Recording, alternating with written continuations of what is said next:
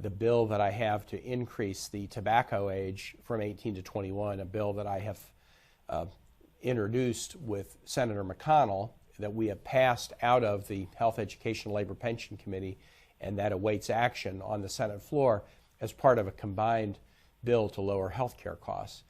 I have been having a series of meetings around the state, 2 as of now, and I'll likely do more, with young people, their parents, and school officials about the teen vaping epidemic. And what I am seeing is just absolutely frightening.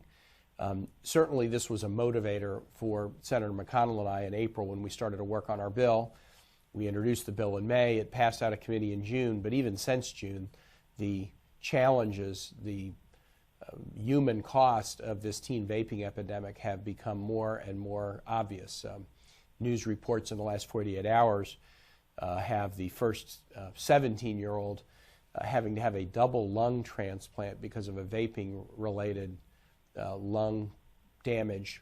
This is a youngster in Michigan, and life expectancy after a double lung transplant, median life expectancy is about 7 years, and that a 17-year-old, because of vaping, would have to have a double lung transplant is just heartbreaking. But that's just kind of a demonstration of this epidemic. In the meetings that I've had with youngsters in Harrisonburg and Arlington, they've shared with me really troubling things about what's happening in their world.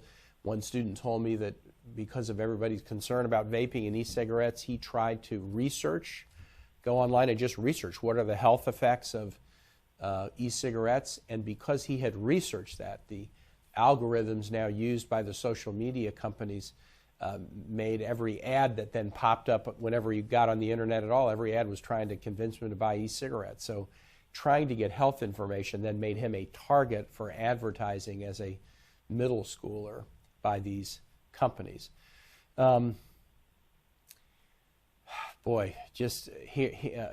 other comment in these 2 hearings that I've had that was really notable to me was a school administrator in Harrisonburg saying, "Hey, Senator, frankly, we don't have a lot of experience helping 14-year-old addicts break addictions." That's what nicotine is doing to even middle schoolers. They believe that because it doesn't have smoke or doesn't have tobacco in the concentration that it's harmless, but nicotine is one of the most addictive substances there is. And the technologies that are being pioneered by e-cigarette companies enable the delivery of nicotine in vastly greater concentrations than would otherwise be available.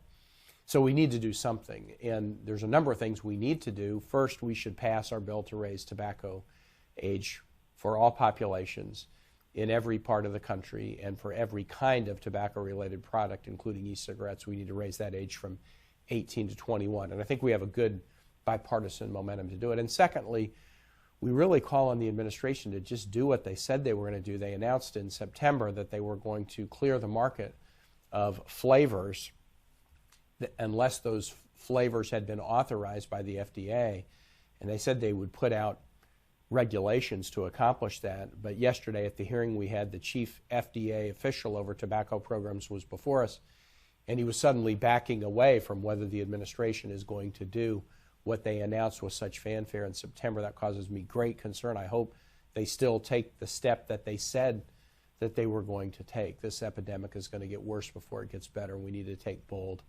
action to solve it. There's a second component that will help us solve it. We missed the spiking of this epidemic in some ways because our public health data systems are not very robust, and they don't communicate very well between local health departments, state health departments, and the federal health level. Johnny Isakson, Angus King, and I have a bill called Saving Lives Through Better Data Act that we introduced a number of months ago that was included in the Lowering Healthcare Costs Act that came out of our committee that is now on the Senate floor.